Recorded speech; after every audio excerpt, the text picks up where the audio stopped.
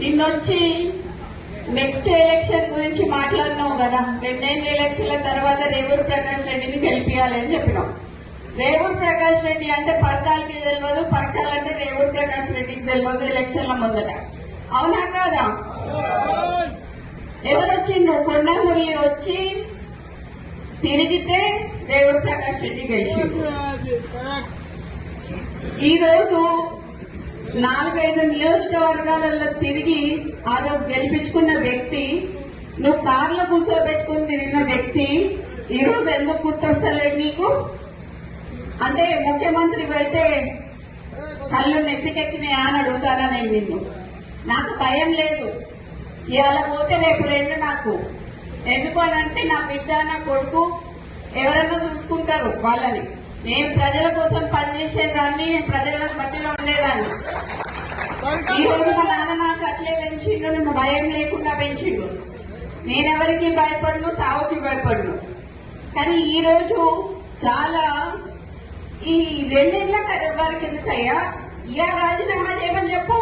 ఇలా రాజీనామా చేసి ఎలక్షన్లకు రా.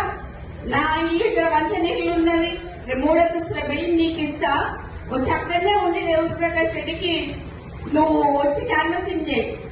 రేవూరు ప్రకాష్ రెడ్డి గెలుస్తారా, లేకపోతే కొన్న కుటుంబంలో ఎవరిని గెలుస్తారు?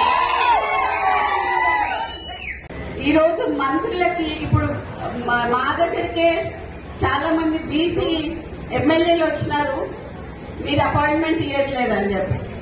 కొత్త ఎమ్మెల్యేలకి రిప్రజెంటేషన్స్ ఎక్కడ ఇవ్వాలని కూడా తెలియట్లేదు. మంత్రులు ఏమైనా సంతకాలు అవుతున్నాయంటే అవి అవ్వట్లేదు. మీరేం చేస్తున్నారు? సరే, ఇప్పుడు వేం నరేందర్ రెడ్డికి సలహాదారుడిగా మీరు ఇచ్చారు కదా.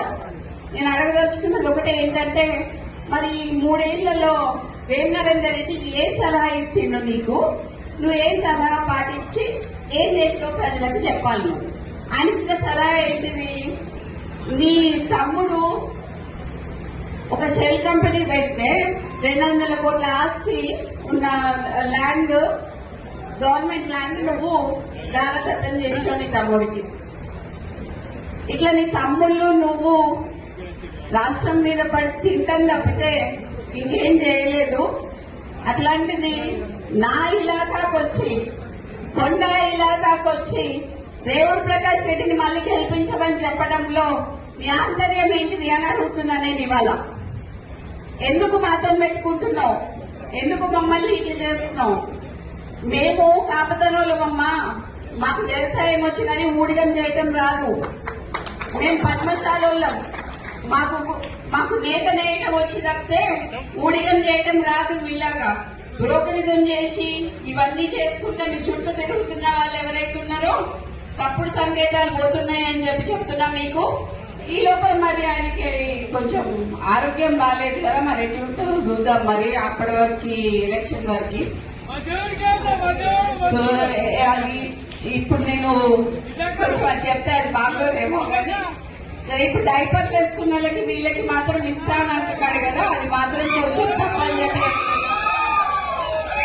ఆయన ఇప్పటికే నడవలేకపోతున్నాడు, తిరగలేకపోతున్నాడు. ఈయన మరి వృద్ధునికి 80 ఏళ్ళు వచ్చినానికి ఇస్తా అని చెప్పి అంటుంటే హాస్యాస్పదంగా అనిపించి మరి ఈ రోజు రావడం జరిగింది.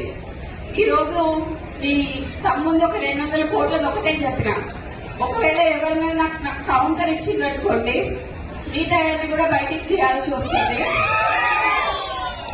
సో ఎవరు కౌంటర్ ఇచ్చినా బయటికి తీసి సీతా దయాకర్ గారికి కూడా పదవి ఇచ్చినావు నువ్వు.